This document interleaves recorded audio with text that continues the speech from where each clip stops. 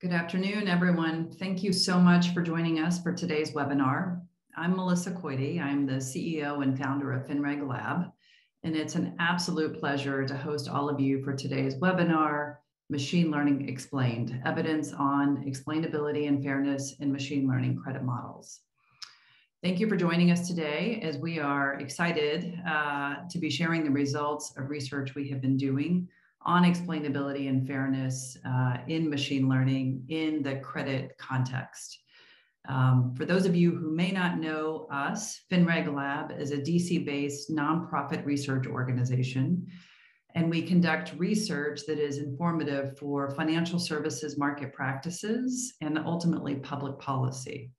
Our work is focused on understanding both the inclusion benefits of using new types of data and technology in financial services, but also probing the consumer protection needs that arise when bringing in new types of data and technology into the financial system.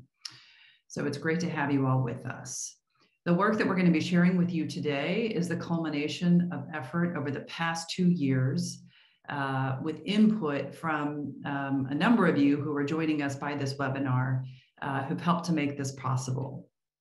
The work today is building on FinReg Lab's efforts to really probe data and technology in the consumer and small business credit space, and to understand how new types of data and new technologies may be advantageous for bringing more people into responsible and affordable credit and credit access. We approached this work today as a complement to the initial work that we did evaluating cash flow data, payments data as an alternative to and a complement to more traditional bureau data, given the reach and the coverage, the representation that can be reached with using cash flow data. So today we're turning to sharing with you our turn to looking at the analytics and some of these more complex analytics. And so you're going to hear from a range of experts, from technical practitioners in banking and non-banking, researchers, along with consumer advocates, as they discuss our findings from our research and explore the implications of our findings on explainability and fairness when using these more complex analytics and credit underwriting. It's my job to acknowledge, and I'm pleased to do so, the many people who have made this research project possible. It wouldn't happen without an amazing team, and I am going to call some people out by name.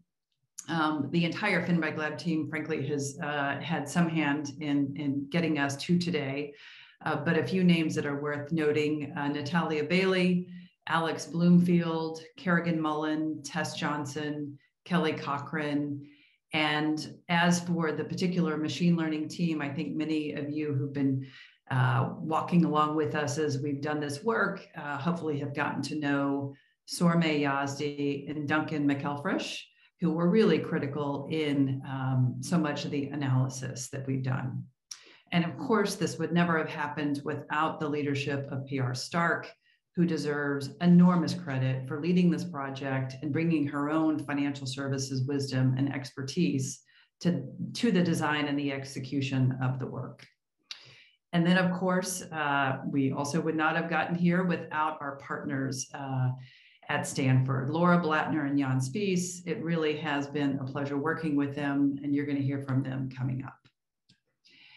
Importantly, too, this work doesn't get done without the generous support of our supporters.